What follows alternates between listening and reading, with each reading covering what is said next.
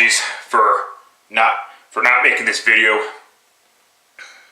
last night. I was gonna do it last night, but my head was fucking pounding like crazy. It's like you gotta be kidding me. Not now, when I need to make a video. So I said, fuck it, so I went to bed. But I gotta get this out of the way. Expect this vid to be half-assed, because I really don't have a lot of time. Plus, I was doing fucking shit today, but it is what it is. So yeah, week 9 underway, let's go.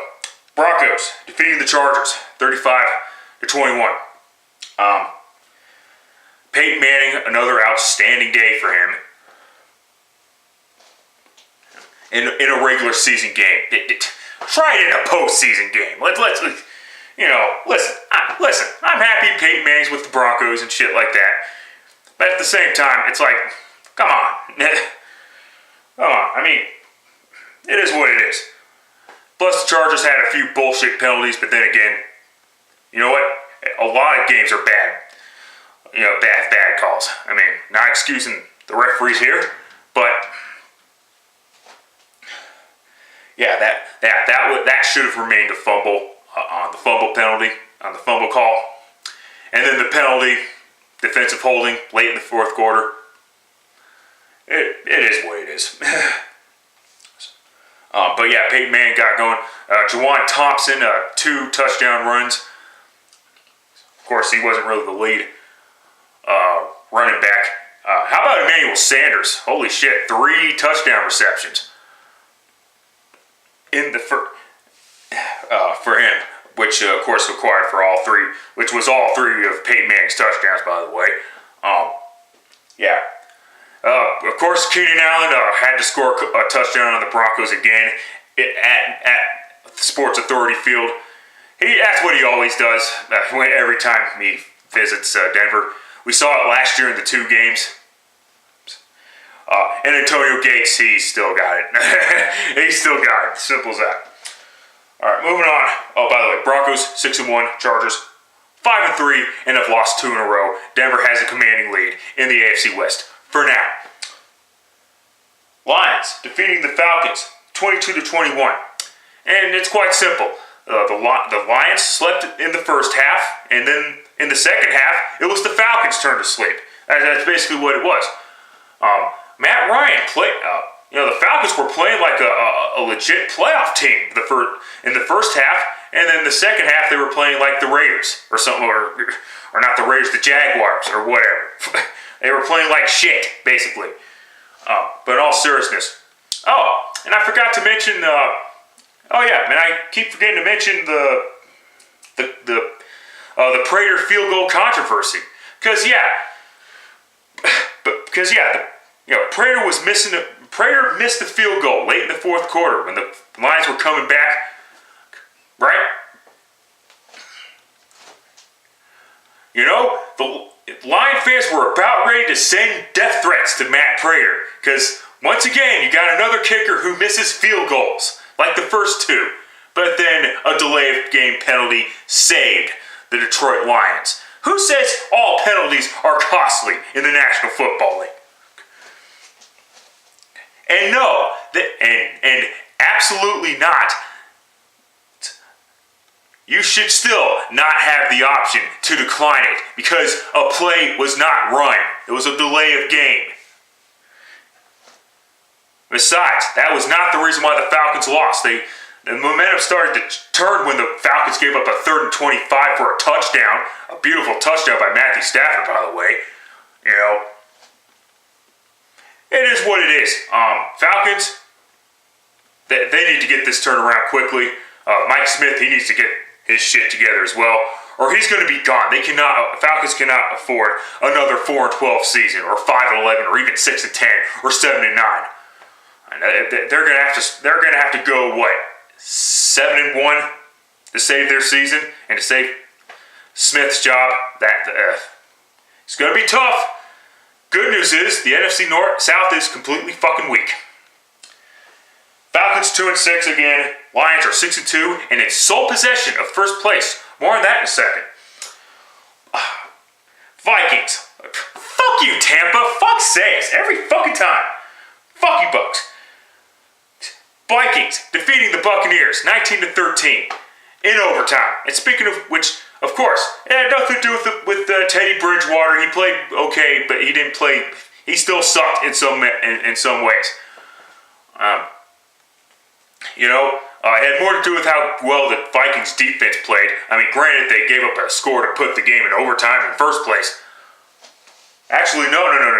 They were down 13-10. They needed a field goal. So Bridgewater did well enough to put the Vikings in reasonable field goal range. But, whatever. And of course, in overtime, Mike Glennon throws a perfect pass. The receiver caught it, but then he forgot to hold on to the ball because the Viking defender ripped the ball out of his hands. And then, of course, the Vikings run all the way back for a touchdown. And, of course, that ended the game. That put the Buccaneers at 1-6. NFC South or not, they suck. Okay, they're not making the playoffs. And the Vikings are 3-5. And they're not making the playoffs either. That division. They are tied for last place with the Chicago Bears. More on that in a second. Texans defeating the Titans 30-26. Arian Foster, another good day for him. 3 touchdowns, one in the air, 2 on the ground.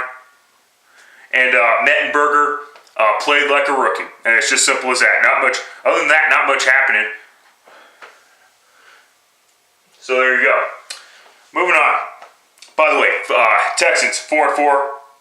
The Titans are now 2-6. All right. Speaking of which, Patriots pummeling the Bears 51-23. Should have been 51-10, but I guess the referees felt sorry for the Bears, so they let them get a few touchdowns. No, of course, I'm just kidding. Of course, Jay Cutler, 1 touchdown pass, 1 interception. But wait, you're going to tell me that it's 3 touchdown passes. Yeah, 2 of them in garbage time when the Bears when the game was already lost at fucking halftime. Yeah, that's great. Bears, the most underachieving, disappointing team in 2014. Fuck off. At 3-5, Patriots improved to 6-2 and are ready for a huge matchup against the Denver Broncos. Moving on, just moving on. That's all I'm going to say. Buffalo Bills defeating the Jets 43-23. Well, Geno Smith threw 3 interceptions in the first quarter, and then, of course, when Michael Vick came in, they put up points on the board, but he didn't do that much better. He can't, because he created 3 of his own turnovers. And goddamn, man, Michael Vick, he can't even get a fucking handoff right. Fuck's sakes. Granted, the Jets already scored a touchdown off of it, but that doesn't excuse the fact that he cannot get a handoff right.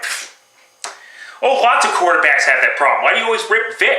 I haven't ripped Vick in months, okay? But since the Jets want to start Michael Vick again, and by the way, Geno has been officially benched. Shut the fuck up. They want to bring in the Michael Vick. Okay, that's fine. I'm sick and tired of ripping this guy. But if they want to fucking start him, don't fuck off. Shut the fuck up. Jets 1-7, 1 more loss, and Rex is done. And Buffalo improving to 5-3. My apologies to the fans of the Buffalo Bills. I owe you big time because fuck, I thought this team was going to go 2-14, didn't know what the fuck was going on. Of course, that was just me being fucking stupid. My apologies. Buffalo actually has a legit chance of at least making the playoffs. They still might not clinch the AFC East. That still will go to New England, but the AFC East is pretty competitive this year. I can't believe I'm saying it. It is what it is. All right, moving on. Seahawks defeating the Panthers 13-9. A game that pretty much the score I expected because it was pretty much a score like that the last 2 meetings between these two, 2012 and 2013. And I'm not gonna rip Ron Rivera for the 4th and 25 play call because let's be fair about this. I actually like the call because the Seahawks defense expected The receivers go deep, so you put a screenplay in and they give up, and the Seahawks get caught napping. Would have been a great fucking play had the running back held on to the ball and had Cam Newton threw the ball a little higher. Not going to blame Cam Newton for the pass, though. The running back got to hold on to the ball. Got to catch the ball. It is what it is. Seahawks improving to 4-3, ending their 2-game losing streak. And the Panthers fall to 3-4-1, heading into the Thursday night game. We all know what happened. I did not watch the game, by the way, but I do know the score. I gotta watch the game, though, to understand why what they won. Bengals defeating the Ravens 27-24. Joe Flacco fucked himself in the third quarter. The first two possessions of the second half for the Ravens end in interceptions. It is what it is. But other than that, it was actually a good fucking game. Andy Dalton scoring a touchdown after he fucked up himself. He nearly fucked himself with that dumb fuck turnover. What the fuck was that? But he redeemed himself, and the Ravens actually took the lead with that. But he redeemed himself late in the game, late in the fourth quarter. Keeping the ball himself and scoring a touchdown, and basically win the game. And I don't want to hear bullshit about the flop. I mean, he shouldn't have done. The Bengals defender shouldn't have done that. It makes you look like a soccer player, but at the same time, it was a legit pass interference, offensive interference penalty because Steve Smith pushed off. He did push off. You don't need much. It is what it is. And of course, Torrey Smith didn't get called for interference. Of course, what I'm trying to say is there were some bullshit no calls against Baltimore, I guess, but still, they still could have won the game without that shit. It is what it is. Bengals sweep the Ravens. So I was wrong. They did sweep the Baltimore Ravens. Finally. So it is what it is. My bad, Cincinnati. They are 4-2-1, and shockingly, because of the win percentage, all this bullshit, they are back in first place in the AFC North, and the Ravens fall to 5-3.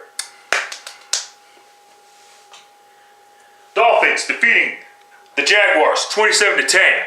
Blake Bortles throwing 2 interceptions, running all the way back for touchdowns. I believe that's his third interception that ended up being run back for a touchdown this year. So at least he knows how to throw those touchdown passes. The Jaguars really fucked this shit up. If you're gonna start Bortles, start him in the season opener. Don't just fucking say that you're gonna start Chad Henne, and you're not gonna put Bortles in at all, and then because of fan pressure, then put Bortles in. That you can really fuck up a guy's career just for that. I hope Bortles plays well, but you could really fuck a player up like that. Moving on. Jaguars 1-7. Dolphins 4-3. Tannehill still an inconsistent quarterback. I gave him too much praise. That was the problem. All right, Chiefs defeating the Rams 34-7. Rams had a 7-0 lead at one point, and then they gave up 34 unanswered points. Sounds like the same old typical bullshit Rams. It doesn't help that Brian Quick is done for the season now, and I believe another Rams player. Which is a shame because Brian Quick was actually playing really good. Obviously playing better than Kenny Britt. That was another good signing, by the way, Jeff Fisher. Fucking retard. Sorry, I hate using the word retard, but in this case, he's fucking dumb. You signed Cortland Finnegan. Of course, he's in Miami now. And then the following year, you signed Jared Cook, a fucking crybaby bitch who wants to shove quarterbacks because the quarterback threw a perfect pass and he drops it like a dumbass. And now you bring Kenny Britt, and he hasn't been doing much either. Way to go. Chiefs are 4-3. Rams are 2-5. Let's go. Cardinals defeating the Eagles 24-20 in a classic. This game was a classic. An exciting finish at the end when Nick Foles tried to come back and beat the Cardinals 27-24 because there was no time left. But of course we know how that worked out. It didn't work out that way because the Cardinals defense did a great job holding him for the final seconds. And in between the games, it was actually a good game. How about John Brown? Excuse me, sorry about that. Not making this video again, so there you go. Andre Ellington.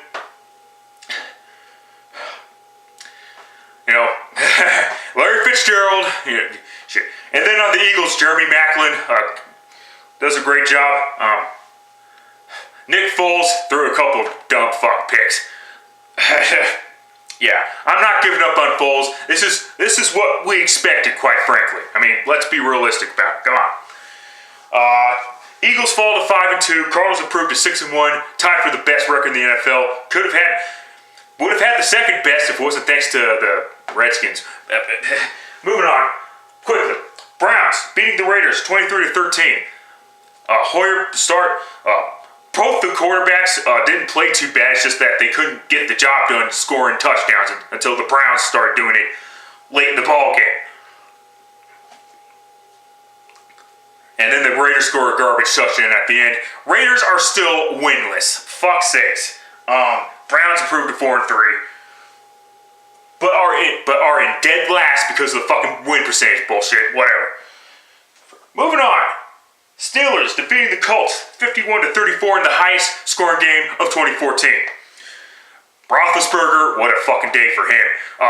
Media must have pissed him off something awful because of the fucking bullshit that the media's been saying about how mediocre. Heck, I've been saying it as well. My apologies, Pittsburgh. Won't say that again. Although the Steelers defense is still in question, obviously they gave up 34 points. So yeah, the media's not half wrong, at least not half wrong.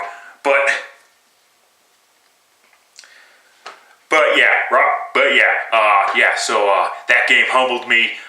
My bad, Pittsburgh. If I say Roethlisberger is garbage, I'm gonna say he's garbage, but he's not garbage. That's been the problem. He hasn't been garbage the last 3 years. So whatever. He made. But 6 touchdowns, 0 interceptions, by the way, and 100 wins and 150 starts. Congrats. But the Colts didn't give up. That's the reason for the 34 points. It's amazing what happens when you have an Andrew Luck at quarterback. Both teams are now 5-3. Moving on quickly. Packers defeating the New Orleans Saints 44-23. Drew Brees showed up, unfortunately, and Jimmy Graham scored a touchdown that was not in garbage time. I mean, wow. I mean, Jimmy Graham's finally showing up again. That's what he does, and I'm not surprised by this. This is what he's always done. He disappears in like 2-3 games, right? And then the next 2-3 games he'll start pretending to be a great tight end again. You're no Rob Gronkowski, and he is no fucking Vernon Davis. All right, get out of here. And meanwhile, the Packers,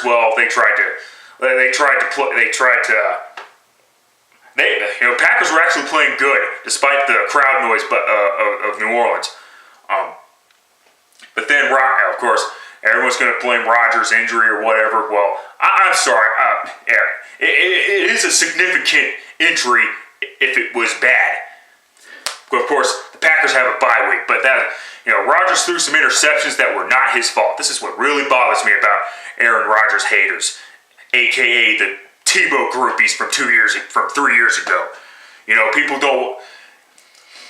People want the same people that won't blame Tebow want us to blame Rodgers when he fucks up on his interceptions or whatever. Problem is, especially this game, those 2 interceptions were not his fault.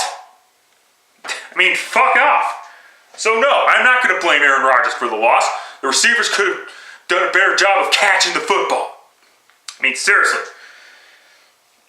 Get out of here, but it is what it is. Saints 3-4 heading into Thursday night.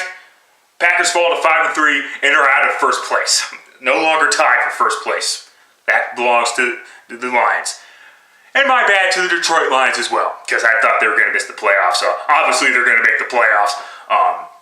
Chicago, they're done. They're done. I'm sorry. They are fucking done.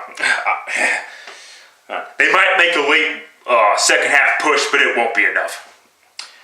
Cowboys losing to the Washington Redskins 20-17. They had a chance to go 7-1, have the best record in the NFL, and they fucking blew it. Losing to a third-string quarterback, a very talented one though, in Colt McCoy. Like I said during my picks, I thought Colt McCoy got cheated in Cleveland.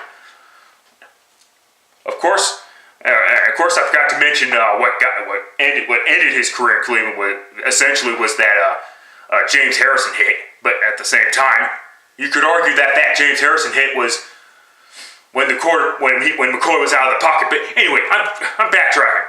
Moving forward, Colt didn't play that badly. Of course, Redskins defense did a great job of containing the Cowboys. You know. And of course, Tony Romo suffering the back injury. The inevitable has finally fucking happened. You know, it is what it is. Romo, of course, Brandon Weeden came in and he did a good job. Helped put up 10 points for the. But of course, to be fair, that was DeMarco Murray more than Brandon Weeden on the first score or whatever, which I believe was 3. But second score, that was Brandon Weeden and throwing a pass to Jason Witten, the forgotten quarterback, the forgotten tight end these days. I mean, give me a break. And at the end, the Redskins scored a field goal, which did not end the game. Redskins had the first possession in overtime, and then then when the Cowboys had their chance to tie the game again, or at least tie the game, they fucking fail. Tony Romo, I'm not going to blame can't blame the loss on Tony Romo. Sorry, that's not happening. But you know, the Redskins beat the Cowboys again, and just like they did 2 years ago on a Sunday night to win the division. Could I be wrong? Could I be wrong about the Cowboys? Could the Cowboys be the team that starts 6-2 and finish 2-6? I might have to backtrack myself saying that the NFC East is the most improved division because the AFC East is looking pretty good with Buffalo, New England. With New England being in first place, and the Miami Dolphins. Take out the Jets. They fucking suck. It is what it is. So I went 9-3. Not 9-3. 9-6. I started 9-3 until the fucking Colts, Packers, and Cowboys happened. But anyway, my battery's about to die. I'll try to do better the next week. I already started 1-0 for week 9. But until next time, later, fuckers.